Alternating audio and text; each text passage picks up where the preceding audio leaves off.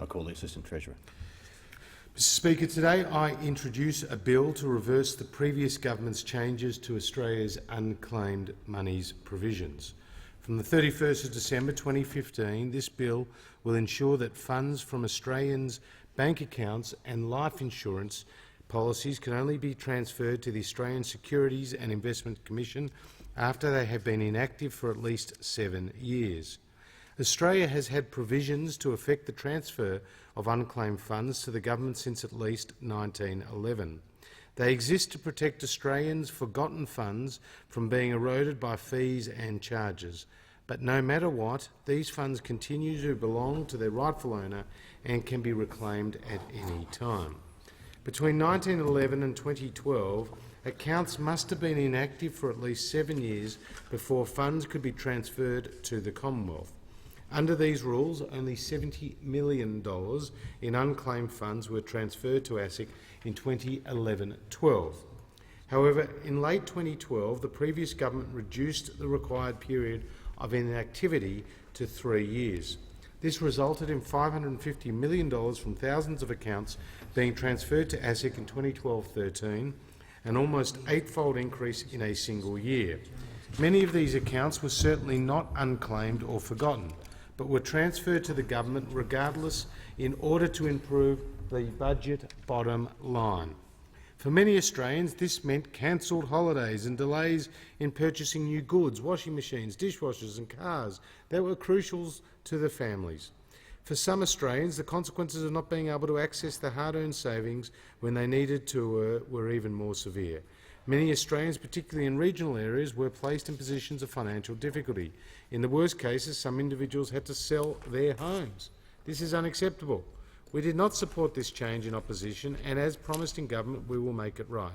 That is why in the 2015-16 budget we are committed to reforming the unclaimed monies provisions.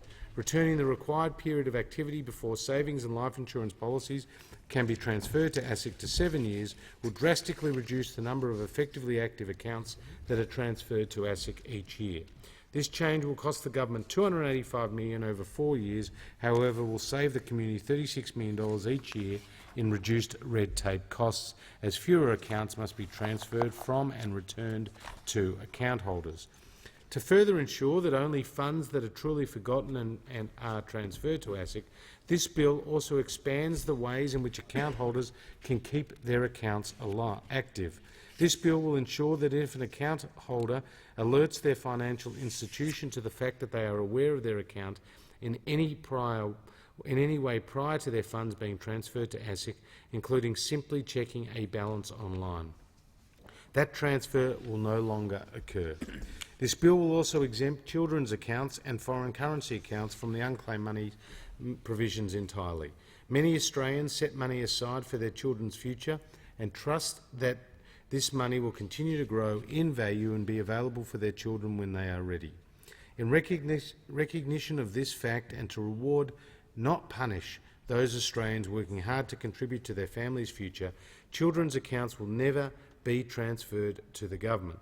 Foreign currency accounts, meanwhile, are primarily used by sophisticated consumers to settle complex business transactions. Not only does transferring these accounts to the government potentially disrupt these processes, it also exposes the account holder to the risk of a loss, as their funds must be converted to Australian dollars at the prevailing exchange rate before they can be transferred to ASIC. In line with the government's commitment to protect Australian businesses from excessive red tape, these types of products will also be exempted entirely from the unclaimed monies provisions. Not only did the changes made by the previous government leave many Australians financially distressed, the unprecedented growth in the value of money transferred to ASIC also highlighted glaring deficiencies in the way that account holders' personal information is protected.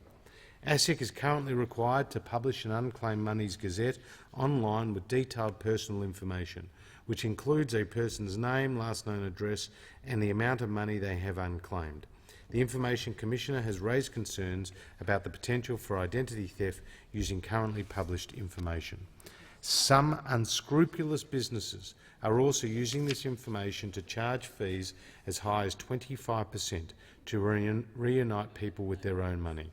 The government and financial institutions do not charge account holders for this service.